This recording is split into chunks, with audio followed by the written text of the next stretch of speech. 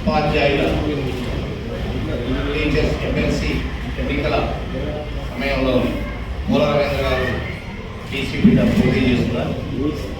వారి గెలుపును ఆకాంక్షిస్తూ అన్ని కుల సంఘాలు, అన్ని బీసీ సంఘాలు ఏకమై గెలిపే లక్ష్యంగా ప్రయాణం చేస్తున్నటువంటి సమయంలో ఈనాడు బీసీ సంక్షేమ సంఘం జాతీయ అధ్యక్షుడు జాజుల శ్రీనివాసరావు గారు వచ్చి ఉన్నారు. ఆ సందర్భంగా మూల రవీంద్ర గారి గెలిపి పరమావధిగా ఆలోచిస్తున్నటువంటి వ్యక్తులు ఇక్కడ ఉన్నటువంటి 20,000 ఓట్లలో 20,000 ఓట్లు మొదటి ప్రాధాన్యత ఓటుని మూల రవీంద్ర గారికి వేసి గెలిపించాలని చెప్పని వార్తా ఉన్నాం. బీసీల పరిస్థితి వస్తే ఈనాడు అగ్రవర్ణాలు బీసీలు చెట్టుకోకడు పుట్టకొకరు ఉన్నారు. వాళ్ళు ఏకం కారు, రాజ్యానికి కారణం మనదే, ఎప్పుడైనా మనమే ఉంటాము అని ఆలోచిస్తూ ఉన్నారు. దాన్ని బద్దలు కొట్టే రోజులు వచ్చాయి. బద్దలు కొట్టే క్రమంలో మొట్టమొదటిసారిగా వచ్చినటువంటి మూల రవీంద్ర గారి ఎమ్మెల్సీ ఓటు, బీసీ అభ్యర్థి ఓటు, బీసీల ఓట్లు, బీసీల ఓట్లన్నీ మూల రవీంద్ర గారికి మొదటి ప్రాధాన్యత ఓటుగా వేసి గెలిపిస్తే ఇది మొదటి మెట్టుగా భావించి ముందుకు పోవాలని చెప్పి నేను తెలియజేస్తా ఉన్నా. అందులో భాగంగా రేపు రానున్నటువంటి కేంద్ర రాష్ట్ర ప్రభుత్వాలు పంచాయతీ నుంచి పంచాయతీ ఎన్నికలు, జడ్పీటీసీ, ఎంపీటీసీ అనే పరిస్థితులు కూడా ముందుకు తీసుకొస్తా ఉన్నాయి.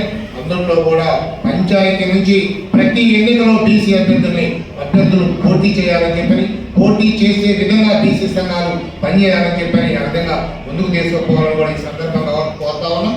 ఎందుకంటే ఈనాడు ఒక చిన్న విషయం చెప్పాలంటే బీసీలకు రాజకీయ రిజర్వేషన్ కేంద్రంలోనే లేదు, రాజ్యాంగంలోనే పొందుపరచలేదు. అది ఎందుకు జరిగిందో పాపం కొంచెం తెలవదు. కానీ 100 సార్లు సవరించిన రాజ్యాంగంలో బీసీలకు రాజకీయ రిజర్వేషన్ పొందుపరచకపోవడం బీసీలకు దురదృష్టంగా భావిస్తా ఉన్నాం.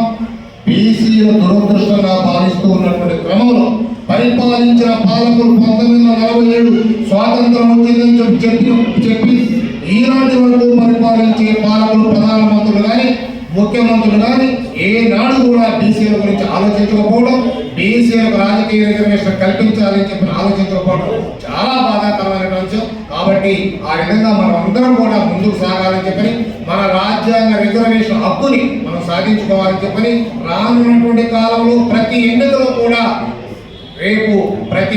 కూడా బీసీ అభ్యర్థులు పోటీలో ఉండాలని మీకు ఈ సందర్భంగా ఇంకొక చిన్న విషయాన్ని కూడా తెలియజేస్తా ఉన్నాం. ఖమ్మం జిల్లాలో 3 జనరల్ సీట్లు ఇచ్చారు. 3 జనరల్ సీట్లు ఎవరు పోటీ చేశారో మీ అందరికీ తెలుసు.